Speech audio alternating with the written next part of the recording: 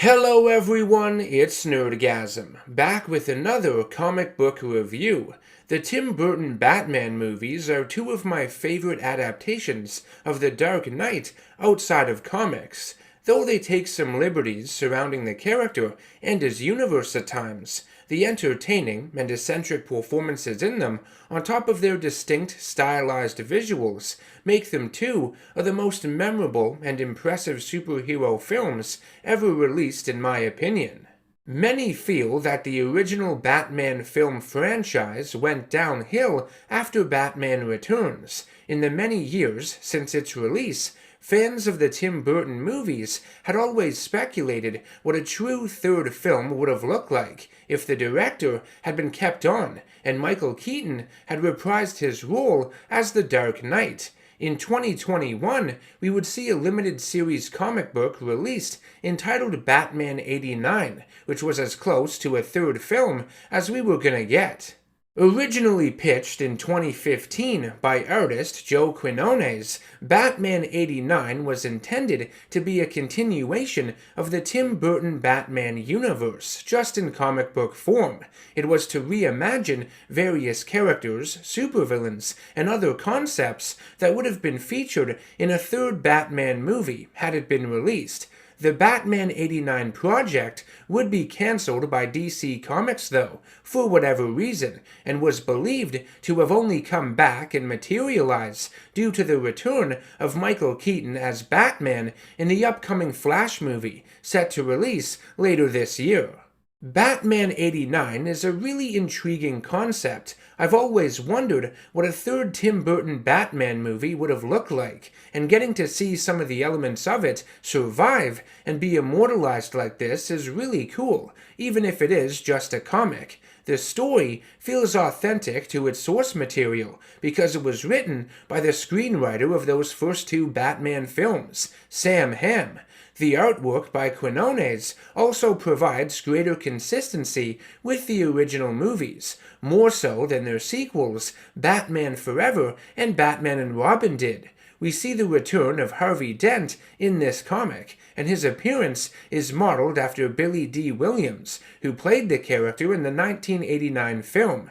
GCPD Police Sergeant Barbara Gordon is also introduced, Dent's fiancée, in the story. And is it just me, or was she made to look like Winona Ryder, who had frequently collaborated with Tim Burton at that time, in the late 80s and early 90s, with films like Beetlejuice and Edward Scissorhands? Anywho, let's not delay this any further and get into the story of Batman '89. Let's see if it lived up to all the hype. It takes place almost a year after the events of Batman Returns, during the Halloween season of 1993, which is neat because Batman Returns was set during Christmas time.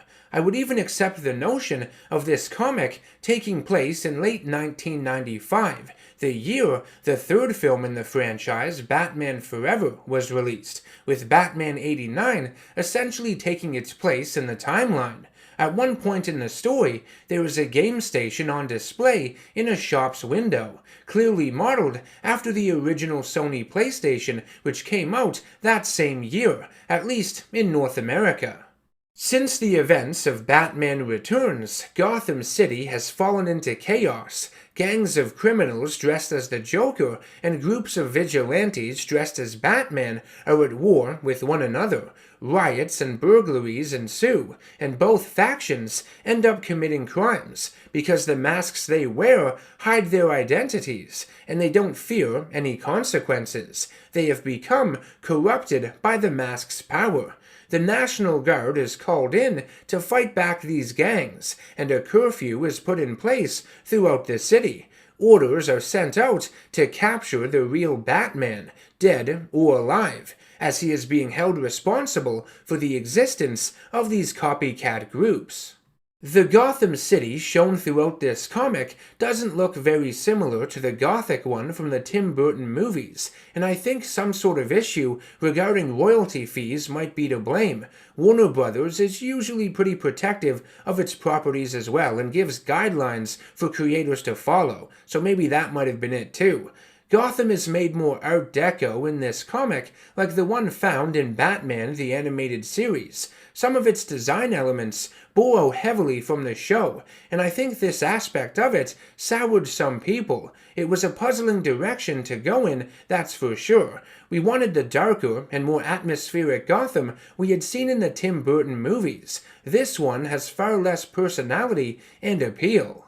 You've even got characters from Batman the Animated Series that show up with very similar designs to what they had in the series, like reporter Summer Gleason and Harvey Dent's assistant Carlos, for example. The Batsuit seems to be an amalgamation of the one from Batman Returns mixed in with the animated series. It has this night vision function that has white visors come down over Batman's eyes, which honestly is a nice touch. It makes this Batman look a bit more comic accurate, despite being based on a live-action incarnation.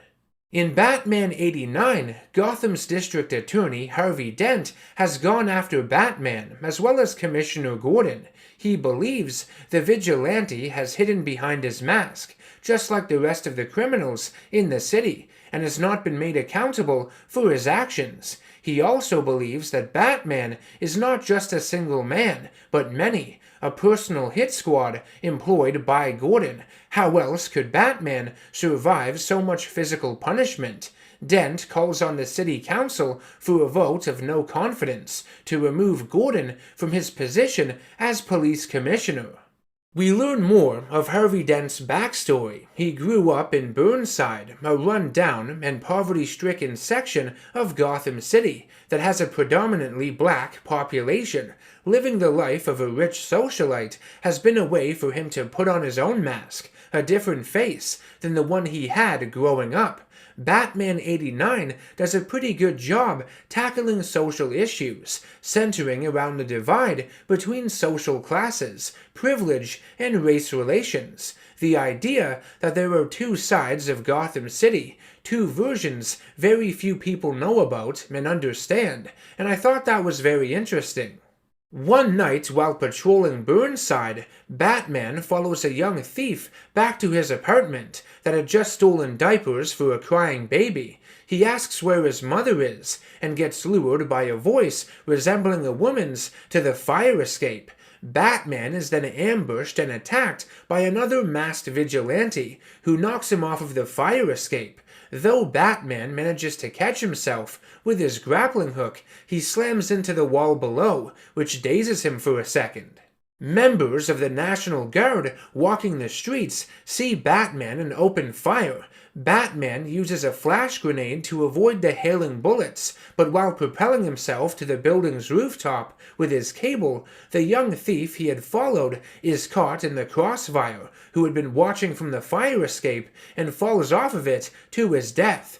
Crushed by his failure, putting an innocent in harm's way, and being moved by the recent speeches made by his friend Harvey Dent, Bruce Wayne meets with Burnside's city council and offers to use his wealth to improve the neighborhood, offering to pay for schooling for all of the kids in the neighborhood and take the necessary steps to fix the systemic issues going on between the two sides of Gotham. The unnamed vigilante Batman had encountered in Burnside is named Drake Winston. He's a mechanic who works at Royal Auto Body, run by the childhood mentor of Dent named Jerome Otis. Drake is gifted with computers and has a photographic memory when it comes to car parts and their inner workings. He dresses up as a vigilante to fight for those that can't, the underdogs. He plays the role of a Robin Hood of sorts within his community, taking from the corrupt and wealthy and giving it back to those that need it. Something I really appreciate about this comic series is the effort it puts forth to be different. This version of Robin is definitely unique compared to many other interpretations. His name and backstory aren't the same as other ones from the comics. His relationship with Batman is virtually non-existent, and they are at odds with one another, at least for a large chunk of the story that has them operating alone.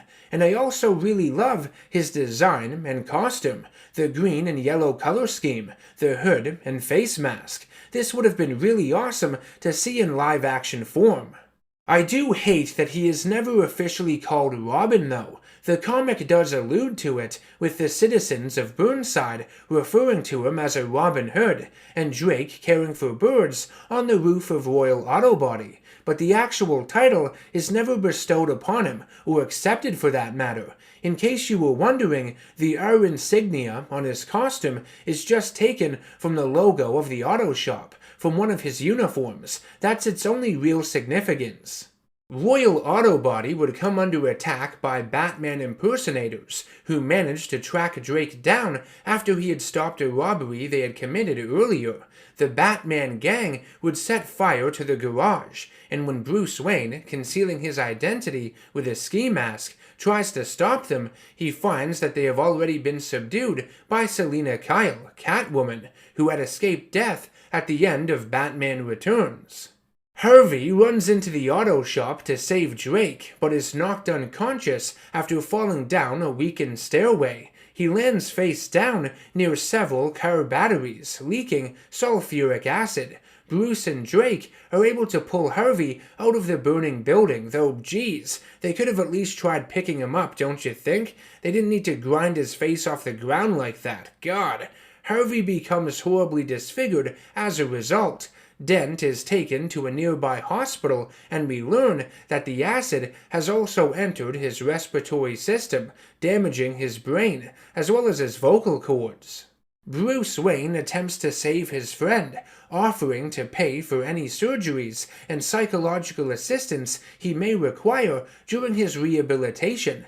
In the hospital, we see another side of Dent's subconscious emerge, one that convinces him that every choice he makes leads down a different path among infinite forking realities. It persuades him to carve up one side of his lucky two-headed coin, making it the decision-maker, his link to these vast multiverses essentially.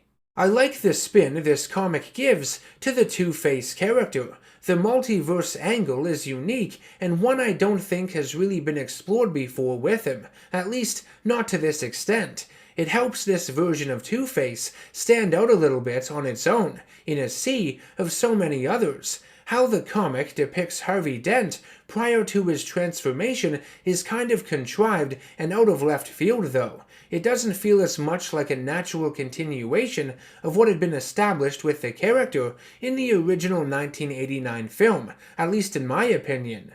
All the additional stuff with Burnside is great, but how much his relationship with Batman and especially James Gordon has soured in the years since isn't made all that believable to me. I get that he sees Batman as an enemy for instigating the Joker and Batman gangs that are terrorizing the city, and keep in mind, Gotham was already skeptical over Batman's actions following the events of Batman Returns, but for him to go after Gordon on top of that feels unnecessarily cold. He's Dent's father-in-law for Pete's sake. You'd think he'd sit down and have a conversation with the man or something, try to solve it some other way than just trying to get him fired, but I digress. Bruce receives a note from Selina Kyle and goes to meet her on top of Shrek's department store, where they had first met in Batman Returns. Bruce had believed Selina was dead following the power surge that killed Max Shrek. He had searched for her for a year, but came up with nothing. As the two flirt and we get a few callbacks to the movie, Selina reveals that she has been seeing a psychiatrist and has seemingly turned over a new leaf. She has returned to Gotham to target the rich and powerful white-collar criminals that are bleeding the city dry. She also criticizes Batman's focus on the smaller crimes, feeling they are inconsequential. Their conversation is interrupted by a series of fires started by arsonists recently released on early bail, and Batman and Catwoman work together to put them out. Due to the increase in crime in the city, the injuries sustained by Harvey Dent, a result of said criminal activity, and the fact that the arsonists had been released by the GCPD, protesters from Burnside marched towards City Hall to hold the government officials responsible. Lieutenant Harvey Bullock leads a squad of riot police that have been ordered to protect City Hall from the protesters. Robin, I'm just gonna call him Robin, fuck it, interferes in the proceedings and causes the police to retreat after giving bags of spray paint to the protesters, even dropping one of them like a giant bomb which explodes and covers one of the police trucks and Bullock himself. The only analogy for this I could think of was that the paint was like bird shit dropping from the sky. Robin shit. Selena Kyle infiltrates the GCPD, posing as IT support after having previously infected their computers with a KitKat virus. She steals classified information off of Sergeant Barbara Gordon's hard drive. Harvey Dent would escape the hospital he is being kept in, also taking with him a bunch of painkillers for his face. Finally, a Two-Face story that addresses that issue. Do you realize how much agonizing pain he would be in without them? Dent would go to his offices to grab files on Lincoln Savings and Loan, which will be important to the story later. He also hides out from the police searching for him in an abandoned part of Gotham subway, a partially constructed station underneath Burnside that was never completed. In the Batcave, we see that Bruce had purchased the giant penny that had hung above Gotham Bank. It had saved his life when he used it as a shield from criminals shooting at him when he stopped a robbery there earlier. Bruce learns that there are connections between the Wayne family as well as Drake Winston's. The Winston family ran a motor company in Burnside that had been bought out by Bruce's great-grandfather and then later closed down by its management. Bruce invites Drake to Wayne Manor to discuss the arsonists. When Drake asks Bruce to testify against the ones that had attacked Royal Auto Body, he refuses, having already given a statement to the police. Bruce mentions that Catwoman had been somehow involved in the attack, and Drake laughs at the idea, believing Catwoman to be an urban legend. Going off of a hunch of his, Drake pulls out a vial and claims that it's filled with battery acid. The fuck? Bruce ends up defending himself against Drake, throwing a pillow at him, which is silly, hurling him into a bookcase, spearing him, and smashing a coffee table off him as well. Drake would throw the vial and the mysterious substance would splash onto Bruce's face. Revealed to just be water, Drake knows that Bruce Wayne is Batman. His reclusive lifestyle, on top of his impressive Batmobile tech, requiring immense wealth to create and maintain, is what gives him away. Not only does Drake know the identity of Batman, but Bruce puts two and two together and realizes that Drake is the vigilante that had attacked him on the fire escape earlier, and the one that caused trouble at the protests. Bruce and Drake form a partnership, and Bruce shows him the Batcave, Batmobile, and prototype Batcycle. Batman and Robin go out on patrol, with Drake getting to drive the Batmobile, which is sweet, seeing as he had admired its design earlier in the story. The vehicle displays some new gadgets we never got to see in the Tim Burton movies, mainly a new hologram generator that creates two fake images of the Batmobile that allows the dynamic duo to evade the police that chase them. Their fun is short-lived, however, as Alfred informs them that 4 explosions just occurred in the subway tunnels beneath Gotham surrounding GCPD headquarters. Harvey, now calling himself Two-Face, has formed an army of criminals, combining both the Joker and Batman gangs together. They attack the police precinct, with their main target being its evidence lockup. A shootout ensues in the GCPD evidence room, and Lieutenant Bullock is shot by Two-Face. As Batman finds Commissioner Gordon and gets him to safety, Robin takes out the snipers Two-Face had ordered to surround the building, and we catch a glimpse of his upgraded red, green, and yellow suit that Batman and Alfred had set him up with. It looks great. Batman and Commissioner Gordon confront Harvey in the evidence room, but the Dark Knight is hit in the shoulder with a batarang, the one with the computerized targeting system that had been confiscated by the GCPD in Batman Returns. It causes him to accidentally shoot a tranquilizing dart into the neck of Gordon, who is taken hostage by Two-Face. Dent gives Batman a choice to either go after him and save the Commissioner or tend to Bullock's gunshot wound that will surely kill him if he doesn't get medical attention soon. Obviously, Batman chooses the first priority, being Bullock, and while carrying the injured lieutenant outside, Batman is surrounded by police. Thankfully, Robin arrives on the Batcycle and the two heroes are able to escape, and there is a clear reference to the motorcycle slide from Akira, always cool to see. Two-Face takes Gordon to his subway hideout. We learn that the dart in Gordon's neck is also a tracking device that Gordon is able to plant on Harvey's pant leg. Batman and Robin track Dent's movements to a floral shop and learn of his intention of meeting with his fiancée Barbara at Gotham Park. Selina Kyle is also listening in from her apartment. At the park, Harvey and Barbara have a tender moment, but I love how Babs remains stern with him, still having a job to do, and tries her best to arrest him for what he's done. Catwoman interferes and knocks out Barbara, giving Batman an opportunity to go after Two-Face. Back at his hideout, Dent is saddened by Barbara's betrayal, and though his coin had told him to let Commissioner Gordon live earlier, in anger, confusion, and frustration, his own decision overrides it, and he kills him anyways. Gordon knows that his daughter will never forgive Dent for killing him, and dies just as Batman arrives to confront his former friend. The death of James Gordon was not something I was expecting in this story. It was a real shocker.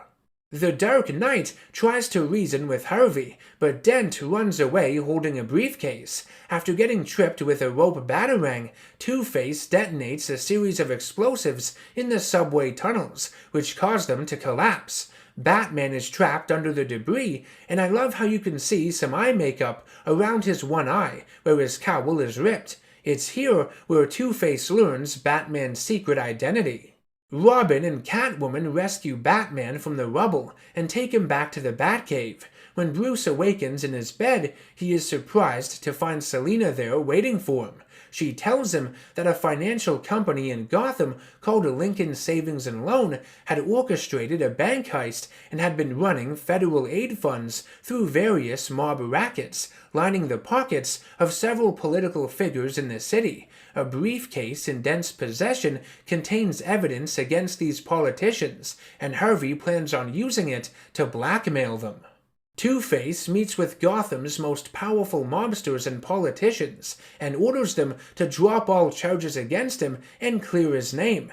Carmine Falcone insults Dent and his scarred appearance, and Harvey kills him by shooting him point blank, even after his coin lands good side up. Why? Because Dent believes Falcone's death is good for the city. I think that's a fun little twist on the outcome of Two-Face's coin. Whether a decision is good or bad all depends really on one's point of view, doesn't it?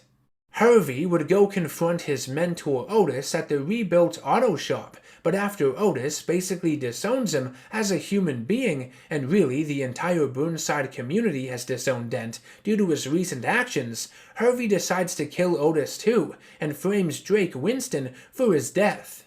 Finally, Harvey would meet with Bruce in the Batcave, healing from his injuries in a wheelchair, and attempt to blackmail him as well.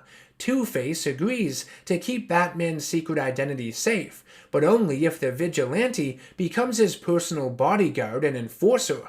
Bruce refuses Dent's offer and instead gives him two different options. Either Harvey kills him, or he allows Bruce to help him fix his disfigurement, and the two can save the city of Gotham together. Bruce is giving him a second chance. Two-Face flips his coin, but before the outcome is decided, the giant penny in the Batcave is dislodged by Catwoman, who cuts the ropes supporting it. The penny rolls over to the edge of the cliff and forces Two-Face off of it. Bruce tries to save Harvey, but sadly, he falls to his death. Dent sees all of the different realities branching from that single moment, and in one of them sees a Gotham where he and Bruce have grown old and are still friends. The city is happy, its two halves are whole, and this gives him peace of mind. Despite being an emotional moment, unfortunately how this sequence is laid out over 2 pages is incredibly confusing. The artwork, the dialogue, it's supposed to represent different realities intersecting with one another at the same time, one where Bruce is killed by Two-Face, and the other with the villain dying, but it's very hard to follow and loses a lot of its impact as a result. I felt like I was having a stroke trying to get through it. Bruce ends up giving Harvey's gun to the police, which clears Drake of the murder charges. Bruce allows Drake full access to the Bat-Cycle, and Drake decides to continue to operate as a vigilante on his own, though he and Batman will still keep in contact. Barbara Gordon would receive 2 packages, a briefcase from Harvey containing Batman's identity as Bruce Wayne, and the other a note from Selina, offering to help her take down Gotham's corrupt elite, establishing an Oracle-like relationship. Still healing from his injuries, Bruce has a dream where he is married to Selina with kids, before being woken up by Alfred. When asked if he will go out on his nightly patrol, he leaves the answer to a flip of a coin. Bruce's days as a masked vigilante may or may not be numbered.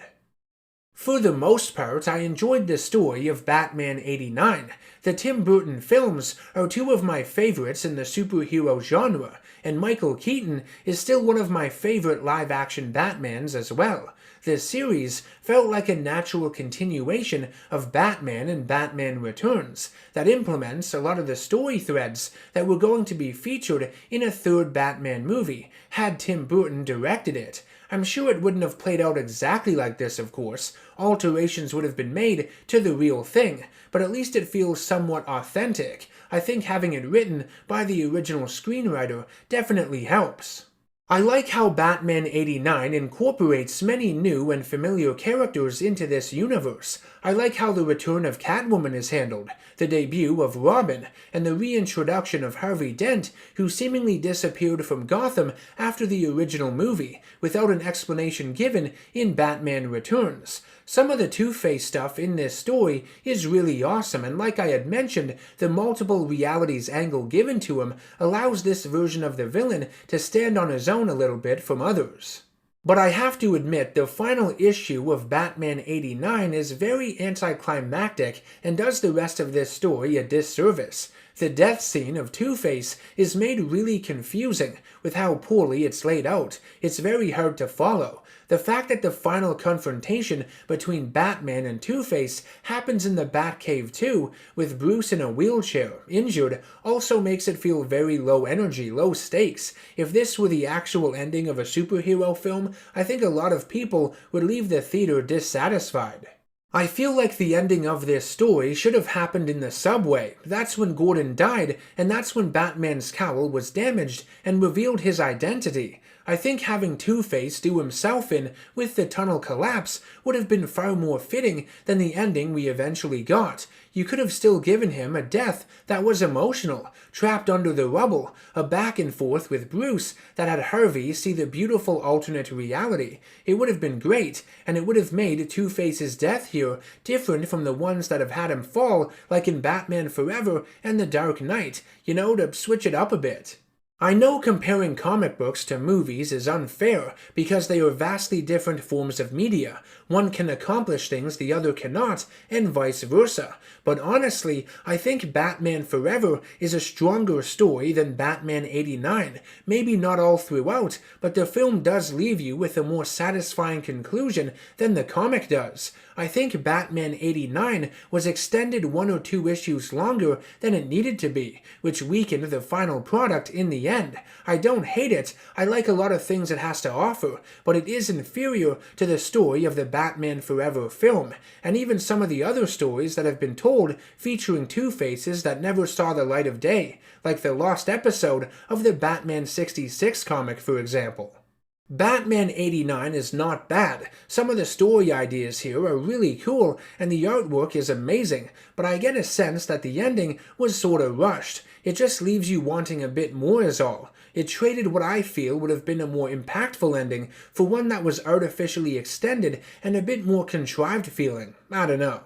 Let me know your thoughts on the Batman '89 comic down in the comments section below. If you enjoyed this video and want to see more like it, make sure to show your support to the channel by subscribing, hitting that bell icon for notifications, and by becoming a producer over on patreon.com for as little as $1 a month. I will see you all in the next one. Take care, stay safe, and always stay nerdy.